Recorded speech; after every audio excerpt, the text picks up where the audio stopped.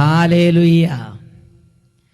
ലോകം മുഴുവനുമുള്ള എൻ്റെ എല്ലാ സഹോദരീ സഹോദരന്മാർക്കും അട്ടപ്പാടി താവളം സെഹിയോൻ ധ്യാന കേന്ദ്രത്തിൽ നിന്ന് യേശുക്രിസ്തുവിൻ്റെ അത്യുന്നതമായ നാമത്തിൽ കൃപയും സമാധാനവും.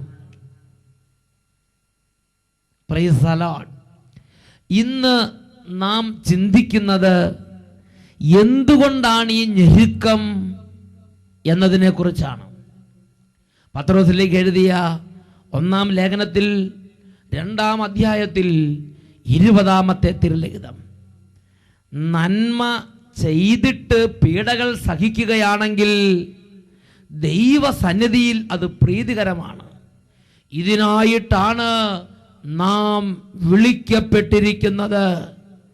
പ്രിയപ്പെട്ട ദൈവമക്കളെ, ലോകത്തിൻ്റെ അനേക ഇടങ്ങളിൽ ഇതാ ഈ മണിക്കൂറിൽ പിതാവായ ദൈവം യേശുക്രിസ്തുവിന്റെ നാമത്തിൽ അത്ഭുതങ്ങളിലൂടെയും അടയാളങ്ങളിലൂടെയും വചനം സ്ഥിരീകരിക്കാൻ നിശ്ചയിച്ചുറപ്പിച്ചിരിക്കുകയാണ്.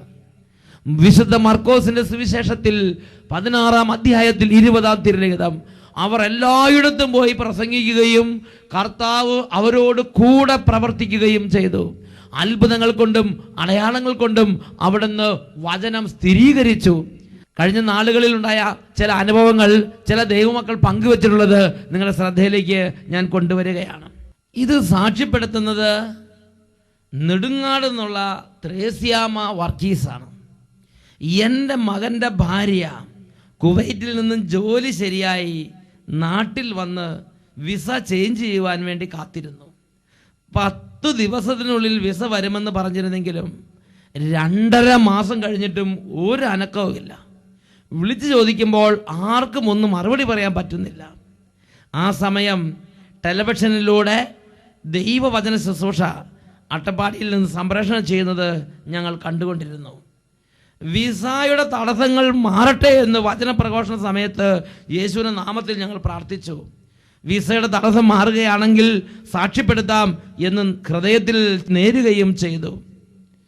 അത്ഭുതമെന്ന് പറയട്ടെ, പ്രാർത്ഥിച്ചതിൻ്റെ 2-ാം ദിവസം വിസ ശരിയാവുകയും 8-ാം ദിവസം അവർ ജോലിയിൽ പ്രവേശിക്കുകയും ചെയ്തു. കർത്താവിന് ഞങ്ങൾ കോടാനുകോടി നന്ദിയും സ്തുതിയും അർപ്പിക്കുന്നു. ചിന്തിച്ചു നോക്കിയേ, പ്രാർത്ഥിച്ച് പിറ്റേ ആഴ്ചത്തെ ടെലിവിഷൻ പ്രോഗ്രാം വരുന്നതിന് മുമ്പ് തന്നെ ആ കുട്ടി ജോലി പ്രവേശിച്ച്, വിസ വന്ന് ടിക്കറ്റ് ശരിയാക്കി അദ്ദേഹം ജോലി കയറി പ്രവേശിച്ച്. ഹല്ലേലൂയ. ഇതുപോലെ ഒരുപാട് തടസ്സങ്ങളും മനോവേദകളുള്ള കുടുംബങ്ങളല്ലേ നമ്മുടെ കുടുംബങ്ങൾ. ഈ നിമിഷങ്ങളിൽ നമുക്ക് 2 കരങ്ങൾ ഉയർത്താം. ദൈവത്തിൻ്റെ വചനം വ്യാപരിക്കുമ്പോൾ ഉന്നതത്തിൻ്റെ ശക്തിയും ഉന്നതത്തിൻ്റെ ആത്മാവുമാണ് വ്യാപരിക്കുന്നത്. ഓ ദൈവത്തിൻ്റെ ആത്മാവേ, അന്ന് അപ്പോസ്തലന്മാരുടെ കാലഘട്ടത്തിൽ എന്നതുപോലെ ഇന്ന് ഈ വചന പ്രഘോഷണ നിമിഷങ്ങളിൽ അത്ഭുതകരമായ ശക്തിയോടെ ലോകത്തെമ്പായെടുത്തും ഒരു കൊടുങ്കാരന്റെ ശക്തിയോടെ വീശണമേ നിങ്ങൾ പ്രാർത്ഥിക്കുകയാണ്. കരങ്ങൾ ഉയർത്തി സ്തുതിക്കട്ടെ. Hallelujah, hallelujah, hallelujah. ഓ പരിശുദ്ധാത്മാവേ, സ്ലീഹന്മാരുടെ മേൽ അതിശയ അഭിഷേകമായി കത്തിപ്പടർന്ന പരിശുദ്ധാത്മാവേ, സ്ലീഹന്മാരെ പൂരിതരാക്കിയ പാവനാത്മാവേ, പരിശുദ്ധാത്മാവേ, സ്ലീഹന്മാരെ പൂരിതരാക്കിയ പാവനാത്മാവേ, ആറിയതിൽ നീ ചൂടേകണമേ നിത്യസഹായകനേ, ആറിയതിൽ നീ ചൂടേകണമേ നിത്യസഹായകനേ. കരങ്ങൾ ഉയർത്തി ഉറക്കെ വിളിക്കുന്നു.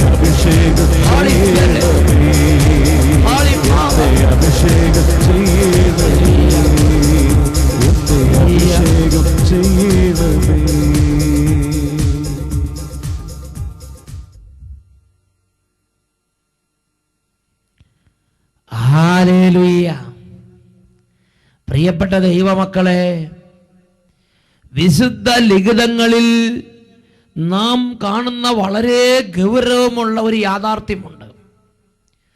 ദൈവമായ കർത്താവിൻ്റെ വചനം കേട്ട് ലോകപ്രകാരമുള്ള ജീവിതം ഉപേക്ഷിച്ച് വിശുദ്ധ ജീവിതത്തിലേക്ക് തീരുമാനമെടുക്കുന്ന ദൈവ മക്കളുടെ കൂടെ ഒരു നിഴല് പോലെ സഞ്ചരിക്കുന്ന യാഥാർത്ഥ്യമാണ് ക്ലേശങ്ങൾ, ഞെരുക്കങ്ങൾ, മനപ്രയാസങ്ങൾ, സങ്കടങ്ങൾ, ബുദ്ധിമുട്ടുകൾ, പ്രതികൂലങ്ങൾ, തടസ്സങ്ങൾ. റോമാലേഖനത്തിൽ 11-ാം അധ്യായത്തിൽ 3-ാമത്തെ തിരുലിഖിതം, ദൈവത്തിൻ്റെ മുമ്പിൽ ദൈവത്തിൻ്റെ കണ്ണിലുണ്ണി പോലെ പ്രിയങ്കരനായ ദൈവ പൈതലാണ്, ദൈവദാസനാണ് ഏലിയ പ്രവാചകൻ. ആ ഏലിയ പ്രവാചകൻ ഒരു ആയുസ് മുഴുവൻ ആത്മാർത്ഥമായി വിശുദ്ധ ജീവിതം നയിച്ചപ്പോൾ, ഒരു ആയുസ് മുഴുവൻ ദൈവനാമത്തിൽ ദൈവത്തിനു വേണ്ടി മാത്രം 100% നിലകൊണ്ടപ്പോൾ, ഏലിയായുടെ ജീവിതത്തിലെ അനുഭവം ഏലിയ പറഞ്ഞിട്ടുള്ളത് പുതിയ നിയമത്തിൽ എടുത്ത് കോട്ട് ചെയ്യുന്ന ഭാഗമാണ്. റോമാലേഖനത്തിൽ 11-ാമത്തെ അധ്യായത്തിൽ 3-ാമത്തെ തിരുലിഖിതം. കർത്താവേ, അങ്ങയുടെ പ്രവാചകന്മാരെ അവർ വധിച്ചു, അങ്ങയുടെ ബലിപീഠങ്ങൾ അവർ തകർത്തു, അവശേഷിക്കുന്നത് ഞാൻ മാത്രമാണ്. അവർ എൻ്റെ ജീവനെയും വേട്ടയാടുന്നല്ലോ. നോക്കുക, വിശുദ്ധ ജീവിതം നയിച്ച് ദൈവത്തിൻ്റെ നാമത്തിൽ ദൈവത്തിന് വേണ്ടി വേർതിരിഞ്ഞ് കലപ്പയിൽ കൈവച്ചിട്ട് പിന്തിരിഞ്ഞ് നോക്കാതെ മുന്നോട്ട് ദൈവത്തിൻ്റെ നാമം മുറുകെ പിടിച്ച് മുന്നോട്ട് പോയ അതിശക്തനായ ദൈവത്തിൻ്റെ എളിയ ദാസൻ. ആ ദാസന്റെ ഈ ഭൂമിയിലെ ജീവിതാനുഭവമാണ് അദ്ദേഹത്തിൻ്റെ ഹൃദയവേദനയിലൂടെ പ്രകടമാകുന്നത്. കർത്താവേ, അങ്ങയുടെ ദാസന്മാരെ അവർ വധിച്ച് ബലിപീഠങ്ങളെല്ലാം അവർ തട്ടി തകർത്ത്, ഇതാ ഞാൻ മാത്രമാണ് അവശേഷിച്ചിട്ടുള്ളത്. എന്നെയും അവർ വേട്ടയാടുകയാണ്, എൻ്റെ ജീവനെയും അവർ തേടിക്കൊണ്ടിരിക്കുകയാണ്. വേട്ടയാടപ്പെടുന്നൊരു ജീവിതം. പണ്ട് തന്നിഷ്ടപ്രകാരം നടന്നപ്പോ, കള്ളു കുടിച്ച് നടന്നപ്പോ, ചീത്ത പറഞ്ഞ് നടന്നപ്പോ, തെറി പറഞ്ഞ് നടന്നപ്പോ, നിരീശ്വര ചിന്ത ജീവിച്ചപ്പോ ആർക്കൊരു കുഴപ്പമുണ്ടായിരുന്നില്ല. എന്നാൽ ദൈവവചനം കേട്ട് പ്രാർത്ഥിച്ച് പാപപേക്ഷിച്ച് വിശുദ്ധ ജീവിതം നയിക്കാൻ തുടങ്ങി കുടുംബത്തിലേക്ക് വന്നപ്പോ ഇതാ എല്ലാ ഭാഗത്തു നിന്നും ഞെരുക്കങ്ങൾ ആരംഭിക്കുകയാണ്. പ്രാർത്ഥിക്കുന്നതിന് കുറ്റം, ശുശ്രൂഷ ചെയ്യാൻ പോകുമ്പോൾ കുറ്റം, ഇടത്തോട് തിരിഞ്ഞാൽ കുറ്റം, വലത്തോട് തിരിഞ്ഞാൽ കുറ്റം, ഒരു ഫംഗ്ഷൻ പോയാൽ അവിടെ നിന്ന പരിഹാസം, ദുഷിവാക്കുകൾ, ദേവാലയത്തിലേക്ക് പോകുമ്പോൾ വിഷമം, മാർക്കറ്റിലേക്ക് പോകുമ്പോൾ പ്രയാസം, ഒരു ഓഫീസിലേക്ക് എന്നാൽ അവിടെയും ബുദ്ധിമുട്ട്. ഇടം വലം തിരിയുമ്പോൾ ഞെരുക്കവും പ്രയാസവും നിന്ദയും പരിഹാസവും കുറ്റപ്പെടുത്തലുകളും ഒറ്റപ്പെടുത്തലുകളും ഏകാന്തതകളും ഈ ലോകത്തിൽ ആർക്കും മനസ്സിലാക്കാൻ പറ്റാത്ത വിധമുള്ള ഓരോ രഹസ്യ വേദനകൾ, ഓരോ മനപ്പീഡകൾ അലട്ടുകയാണ്. ഹല്ലേലൂയ. പ്രിയപ്പെട്ട സഹോദരങ്ങളെ, ഈ നിമിഷങ്ങളിൽ മനസ്സ് പതറരുത്, ഈ നിമിഷങ്ങളിൽ ഹൃദയം കുലുങ്ങരുത്. ദൈവത്തിൻ്റെ വചനം ദൈവമക്കളെ വളരെ സ്പഷ്ടമായി പഠിപ്പിക്കുന്ന ഒരു യാഥാർത്ഥ്യമുണ്ട്. പ്രഭാഷകന്റെ പുസ്തകത്തിൽ 2-ാം അധ്യായത്തിൽ 1-ാമത്തെ തിരുലിഖിതം വചനം പഠിപ്പിക്കുകയാണ്. എൻ്റെ മകനെ, നീ കർത്തൃ ശുശ്രൂഷയ്ക്ക് ഒരുമ്പെടുന്നെങ്കിൽ പ്രലോഭനങ്ങളെ നേരിടാൻ ഒരുങ്ങിയിരിക്കുക.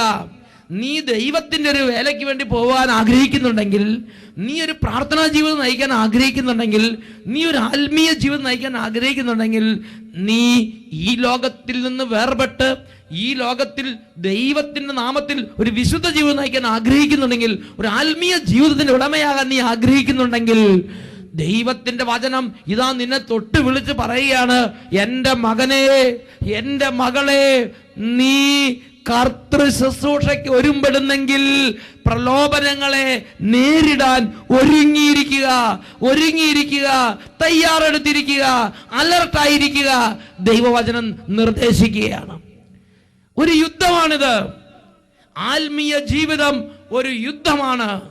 ഇതിന് എതിർശക്തികളുണ്ട്. ഞാനും നിങ്ങളും ഈ ഒരു കാര്യത്തിന് വേണ്ടി തീരുമാനമെടുക്കുമ്പോൾ മുതൽ പ്രതികൂലങ്ങൾ ആരംഭിക്കുകയാണ്. നിങ്ങൾ ആ പൗലോസ് ശ്ലീഹായുടെ കാര്യം ഒന്ന് ചിന്തിച്ചു നോക്കുക.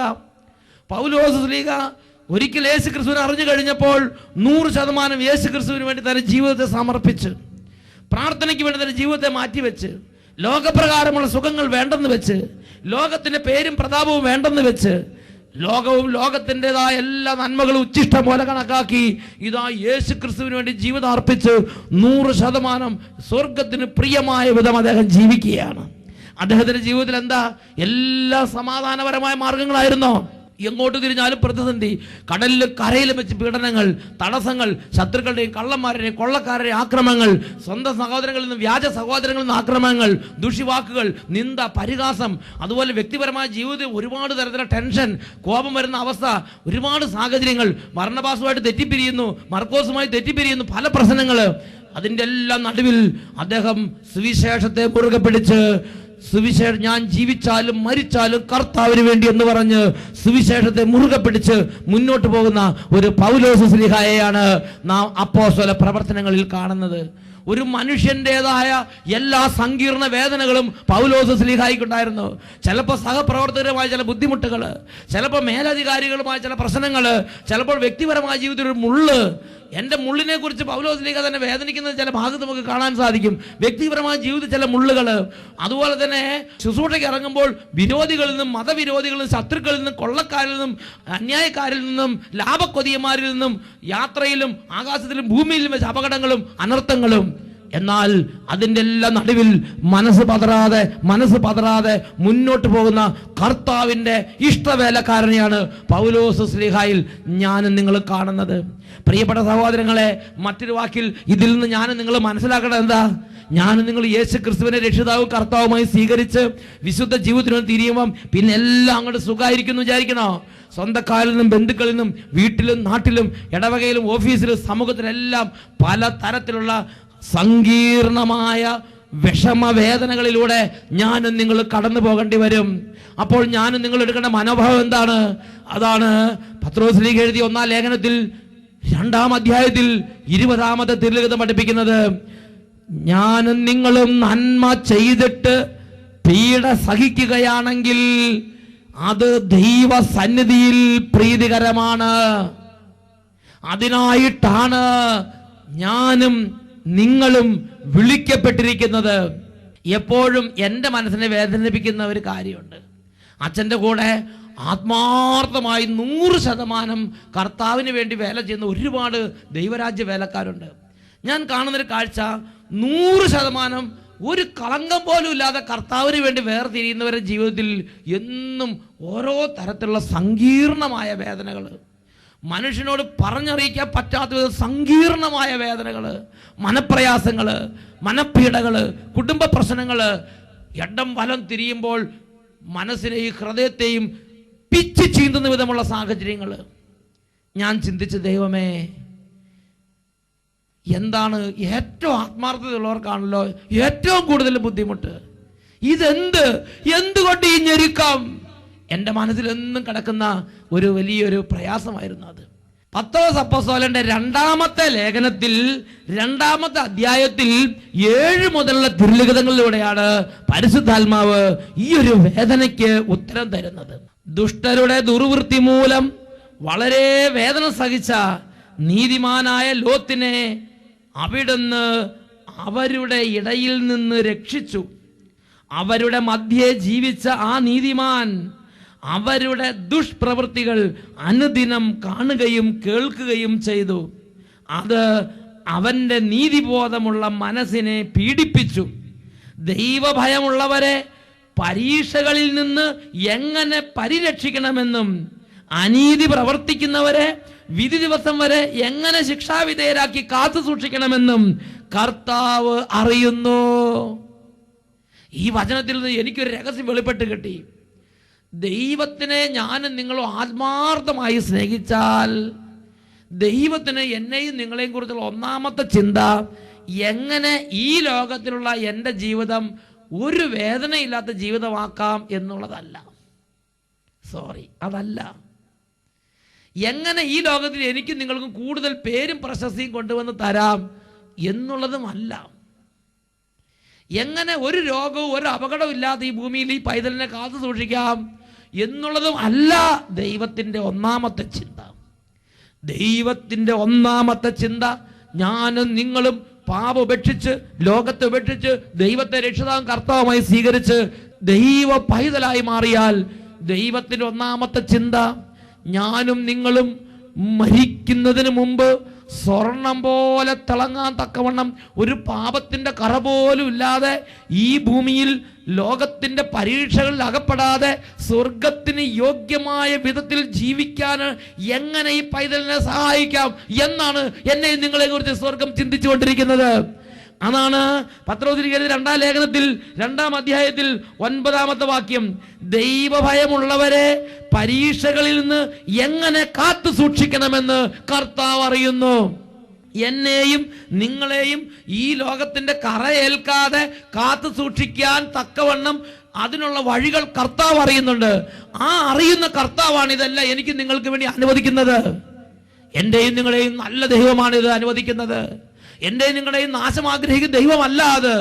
ഞാനും നിങ്ങൾ പാപം ഉപേക്ഷിച്ച് കർത്താവിന്റെ ശുശ്രൂഷകളിലും വിശുദ്ധ ജീവിതത്തിലും പ്രാർത്ഥനയിലേക്കും തിരിയുമ്പോൾ അവിടെ ഞെരുക്കവും കഷ്ടതയും ദൈവം അനുവദിക്കുമ്പോൾ ദൈവത്തിന്റെ ഒന്നാമത്തെ ഉദ്ദേശം മരിക്കുന്നത് വരെ ഒരു പരീക്ഷയിലും തകർന്നു പോകാതെ സ്വർഗത്തിന് യോഗ്യമായ വിധം ജീവിക്കാനുള്ള ശക്തിയും അഭിഷേകവും നിറയ്ക്കാൻ വേണ്ടിയുള്ള കർത്താവിന്റെ ചാനലുകളാണ് ഈ ഞെരുക്കവും ഈ കണ്ണുനീരും ഈ ദുഷിവാക്കുകളും ഈ നിന്ദയും ഈ പരിഹാസവും ഈ വേദനയും. ഹല്ലേലൂയ. ഇതിനെക്കുറിച്ച് വീണ്ടും പ്രഭാഷകന്റെ പുസ്തകത്തിൽ 2-ാം അധ്യായത്തിൽ 4-ാമത്തെ തിരുലിഖിതത്തിൽ നാം വായിക്കുന്നുണ്ട്. വരുന്ന ദുരിതങ്ങളെല്ലാം നീ സ്വീകരിക്കുക, ഞെരുക്കുന്ന ദൗർഭാഗ്യങ്ങളിൽ നീ ശാന്തത കൈവെടിയരുത്. എന്തെന്നാൽ സ്വർണം അഗ്നിയിൽ ശുദ്ധി ചെയ്യപ്പെടുന്നു, സഹനത്തിന്റെ ചൂളയിൽ കർത്താവിന് സ്വീകാര്യരായ മനുഷ്യരും. തന്നിഷ്ടക്കാരും വെറിയന്മാരും തോന്നിയാസികളും മർക്കടമുഷ്ടികളും ഉണ്ട്. എന്നാൽ അതുപോലെയല്ല കർത്താവിന് സ്വീകാര്യരായ മനുഷ്യര്. കർത്താവിന് സ്വീകാര്യരായ മനുഷ്യര് കർത്താവിന് താല്പര്യമുള്ള, കർത്താവിന് ഇൻട്രസ്റ്റ് ഉള്ള ഒരു മേഖലയാണത്. അതുകൊണ്ട് സ്വർണം അഗ്നിയിൽ ശുദ്ധി ചെയ്യപ്പെടുന്നത് പോലെ കർത്താവിന് സ്വീകാര്യരായ മനുഷ്യരെ കർത്താവ് സഹനത്തിന്റെ ചൂളയിൽ തന്നോട് ഐക്യപ്പെടുത്തിയെടുക്കുന്നു. ഹല്ലേലൂയ. എഴുന്നേറ്റ് നിൽക്കാം.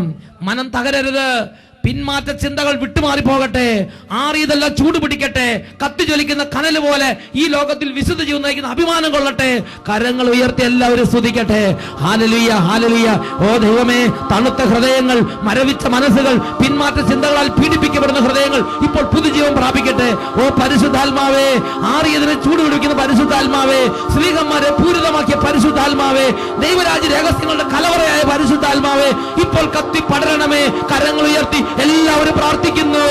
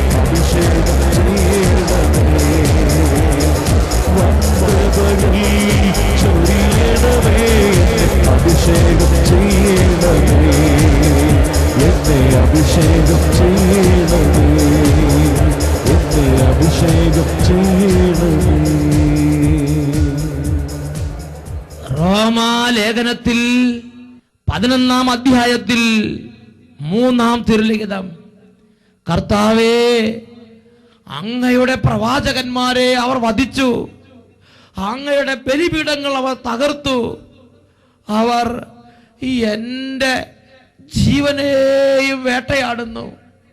ഞാൻ മാത്രമാണ് ആകെ അവശേഷിച്ചിട്ടുള്ളത്.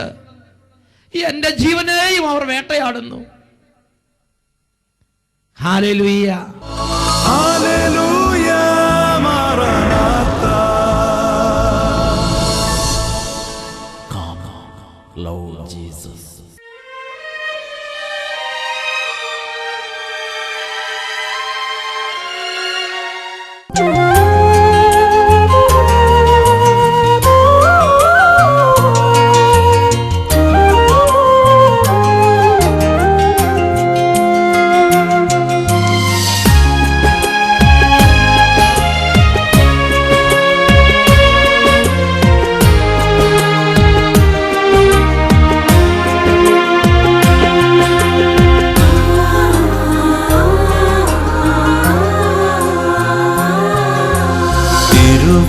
തിരുവോസ്തിയായി ബലിവേദിയിൽ ഈശോ അണയും നിമിഷമിതാ.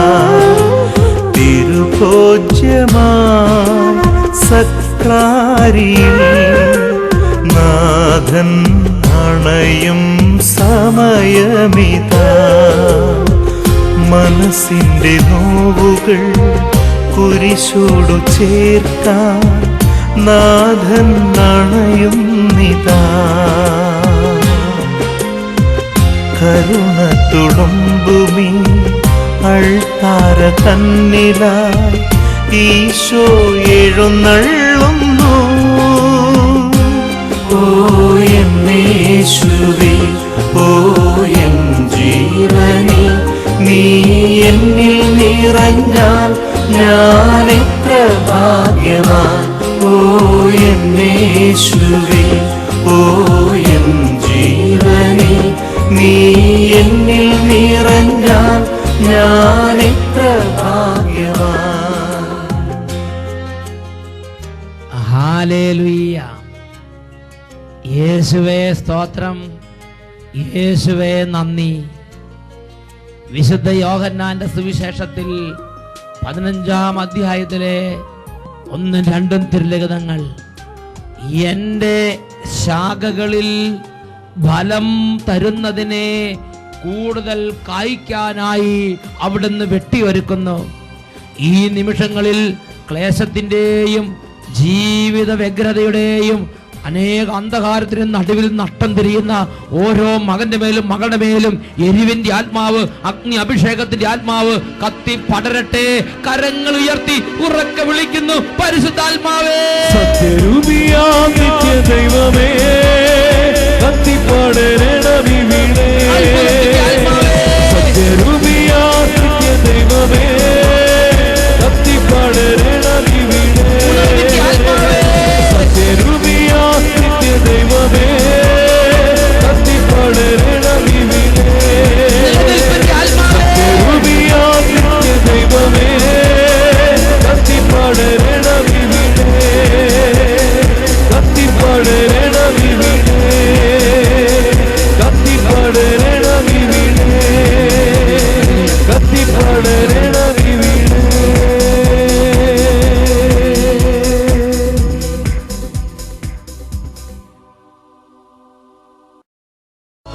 ഹല്ലേലൂയ, മാറാനാഥാ.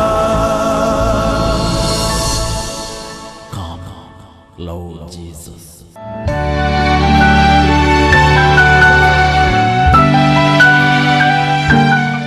എൻ്റെ പേര് ഷേർലി തോമസ്. ഞാൻ കോതമംഗലത്ത് നിന്ന് വരുന്നു. എനിക്ക് 6 മാസം മുമ്പ് നടുവിന് ഭയങ്കര വേദനയായിട്ട് ഞാൻ തീർത്തും കിടപ്പിലായിരുന്നു. ഡോക്ടറെ കാണിച്ചപ്പം ഡോക്ടർ നടുവിന് നീർക്കെട്ടാണെന്ന് പറഞ്ഞു. എനിക്ക് വേദന കൊണ്ട് നടക്കാനോ ഒരു ജോലിയും ചെയ്യാനോ സാധിക്കില്ലായിരുന്നു. ഞാനും എൻ്റെ കുടുംബവും സ്ഥിരം അഭിഷേകാഗ്നി പങ്കെടുക്കുന്നതാണ്. ഞങ്ങൾ അഭിഷേകാഗ്നിയിൽ വിശ്വാസത്തോടെ തീക്ഷ്ണമായി പ്രാർത്ഥിച്ചു.